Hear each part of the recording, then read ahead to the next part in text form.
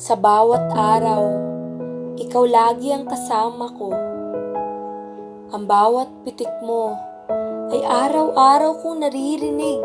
Ang bawat kumpas ng dalawa mong kamay na sa akin ay nagsisilbing gabay na kukuha ko ang bawat patnubay habang pinapatatag sa bawat hamon ng buhay. Sa'yo ko natutunan kung paano lumaban. Sa'yo ko naramdaman na ang bawat patak ay may kabuluhan. Sa'yo ko nakuha ang pagsisikap na sa bawat oras may trabahong nagaganap. Itinuro mo kung paano gamitin ang bawat minuto na meron ako. Pinaliwanag mo ang katuturan ng bawat oras upang maging maganda ang bukas. Subalit sa'yo ko rin naramdaman kung paano masaktan. Sa mga panahon na gustong-gusto ko nang magpahinga pero nagagalit ka, gusto ko rin na kahit minsan bigyan mo naman ako ng kalayaan. Hindi ganitong klase ng buhay ang gusto ko.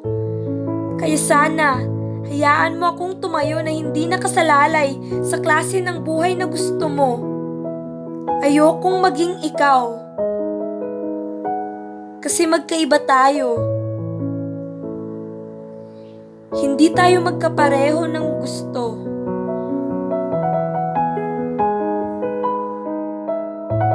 Huwag mo kong gawing instrumento para matupad lang ang naudlot mong mga pangarap. Hindi ako isang kasangkapan na pwede mong gamitin ayon sa iyong kagustuhan. Kung pwede lang sanang balikan ang nakaraan, gusto kitang samahan para maiwasto mo ang pagkakamali at makuha mo ang pangarap na minimithi. Kung pwede sanang ipatigil ang pag-ikot ng mundo para maibsan ang lungkot mo, pero hindi na natin mababawi pa ang mga bagay na nangyari na. Kaya kailangan ko nang magpasya na baguhin ang takbo ng oras nating dalawa.